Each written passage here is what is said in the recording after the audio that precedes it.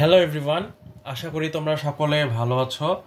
তো আজকে হচ্ছে গিয়ে অষ্টম শ্রেণীর পরমাণুর গঠন যে চ্যাপ্টারটা আছে, আজকে আমরা এটির তৃতীয় লেকচার দেখব।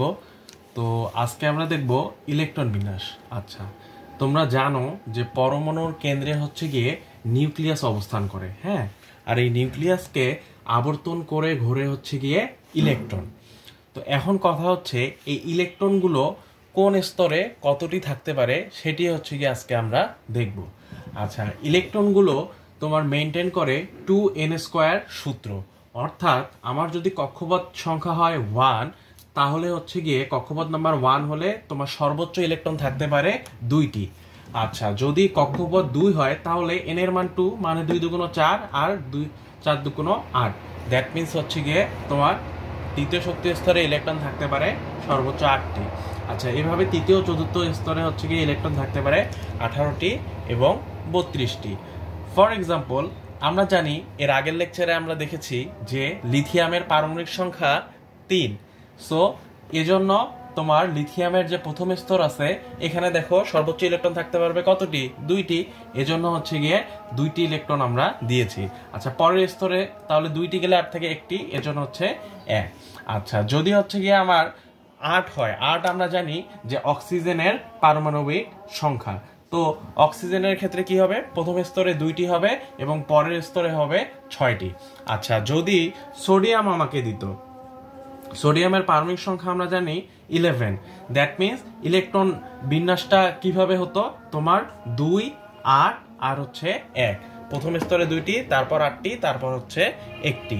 আচ্ছা, যদি আমাকে আর্গন দিত, আমরা জানি আর্গনের পারমাণবিক সংখ্যা 18, তাহলে এটি কত হতো? 2, 8 আর হচ্ছে গিয়ে 8। তো এভাবেই হচ্ছে গিয়ে তোমার ইলেকট্রন বিন্যাসটা হয়।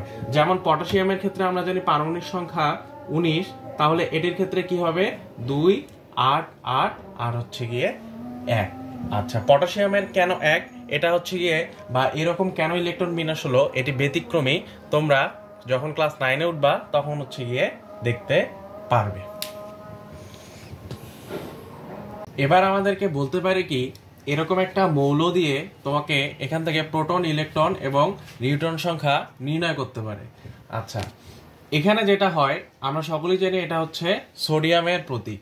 তো এখানে যে 11 আছে, আমার নিচের এই 11 সংখ্যাটা প্রকাশ করে হচ্ছে গিয়ে প্রোটন সংখ্যা বা পারমাণবিক সংখ্যা, আর উপরের যে 23 আছে এটা হচ্ছে গিয়ে নির্দেশ করে আমার ভর সংখ্যাটা। তো এখান থেকে তোমাদের বলতে পারে যে প্রোটন, ইলেকট্রন আর নিউট্রন নির্ণয় করো। তো সেক্ষেত্রে আমরা কি করব? এখানে প্রোটন সংখ্যা কতটি দেখা যাচ্ছে? 11টি। আর আমরা জানি যতটা প্রোটন থাকবে ঠিক ততটাই হচ্ছে ইলেকট্রন থাকবে, এজন্য এখানে ইলেকট্রন সংখ্যা হচ্ছে 11টি। আচ্ছা, নিউট্রন সংখ্যাটা আমরা কিভাবে বের করব? আমরা জানি জাস্ট হচ্ছে গিয়ে ভর সংখ্যা থেকে যদি আমরা প্রোটন সংখ্যাকে বাদ দিই তাহলেই নিউট্রন সংখ্যাটা পেতে পারি। আইসোটোপ কাকে বলে? যাদের পারমাণবিক সংখ্যা একই কিন্তু ভর সংখ্যা ভিন্ন, তাদেরকেই বলা হয় পরস্পরে আইসোটোপ। ফর এক্সাম্পল, এই যে হাইড্রোজেনের 3টা আইসোটোপ আছে, তোমরা দেখতে পাচ্ছ যে হাইড্রোজেনের এগুলোর কি বলতো? পারমাণবিক সংখ্যা আমরা নিচেরটা জানি, এই নিচের জিনিসগুলোকে বলা কি? পারমাণবিক সংখ্যা। হাইড্রোজেনের পারমাণবিক সংখ্যা একই কিন্তু দেখো ভর সংখ্যা আলাদা, এখানে 1, এখানে হচ্ছে 2, এখানে হচ্ছে 3। তো এটার নাম প্রোটিয়াম, এটাকে বলে ডিউটেরিয়াম, এটা হচ্ছে ট্রিটিয়াম। তো এরকম যাদের পারমাণবিক সংখ্যা একই কিন্তু ভর সংখ্যা আলাদা, তাদেরকেই বলা হয় পরস্পরের আইসোটোপ। তো আইসোটোপের বিভিন্ন ব্যবহার আছে, যেমন কৃষি ক্ষেত্রে, চিকিৎসা ক্ষেত্রে, তারপর হচ্ছে গিয়ে তোমার বিভিন্ন যে ভূতাত্ত্বিক জিনিসগুলো আবিষ্কার হয় সেখানেও আমাদের আইসোটোপের ব্যবহার আছে।